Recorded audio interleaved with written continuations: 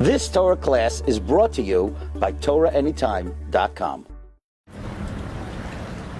It's a great hashgacha that we should be here, Erev Shabbos, right before Bein Hashmashos. As we're about to see, Rabbi Yitzchak ben Walid was the grandson of Rabbi Yitzchak ben Walid the first, and Baba Meir, when he came here, he went to all the Kevarim in Morocco. He said, B'shum Kever lo hergashti kedusha kai gedola k'may shehergashti al Kever Rabbi Yitzchak ben Walid.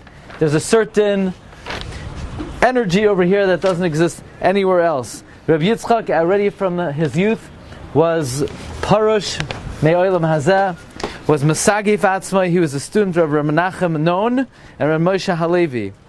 He married at 18. He had a son, Rabbi Shem Tov, who was buried right next to him. And then his wife passed away. He became an almon, and he married again. He had many children from his second wife. Now, in 1830, when his Rebbi Moshe Halevi passed away, he was invited to be the Rav here in Tetuon. He was the Rav here for 10 years, but he didn't want to take the job. So when his Rebbe passed away, he fled. He was Boireach min HaKavod. Where did he go? Gibraltar. So he was from the great Rabbanim who went to Gibraltar, and HaKavod Barach Acharav. He wrote an important sefer, Shailas Uchuvas Vayomer Yitzchak. So for example, in Siman Chaf Aleph, he has a shaila. Are you allowed to teach a Gentile Lashon HaKodesh? So he says, I don't understand the question. To teach them Lashon HaKodesh, before the Dar HaFlaga, everyone spoke Lashon HaKodesh.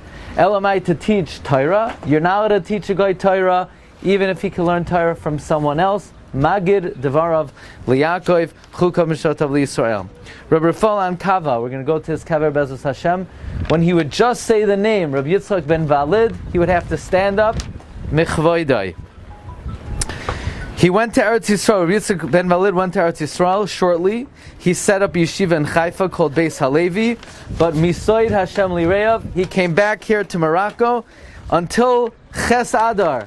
At 93 years old, Erev Shabbos Kodesh, Bein Hashmashos, he passed away and he was buried over here. What happened to his belongings? His articles were brought to Har Nof. There's a shul in Har Nof, told us Yitzchak, that has his entire library. Now every year in Yerushalayim there is a hilula for him. At that hilula they take out his stick. Where's Reb Shmuel? They take out the stick of Rabbi Yitzchak. Any woman who's having a difficult time in pregnancy puts the stick on their belly, and then she has kal leda, badaku menusa, that the doctors in the maternity ward in Beis Hadassah, they saw so many miracles that they asked that stick be permanently placed in the hospital, and it was. And for the years that it was placed in the hospital, there was no cesarean section in Beis Hadassah from the time that stick stood there. Now, in the Hakdama of Vayomer Yitzchak, Reb Shlomo Dayan writes that even Goyim record in their books the miracles that took place through this tzaddik, Rabbi Yitzchak ben Walid. Zechusei Yogan Aleinu B'al Kol Yisrael. Amen. You've just experienced another Torah class brought to you by TorahAnytime.com.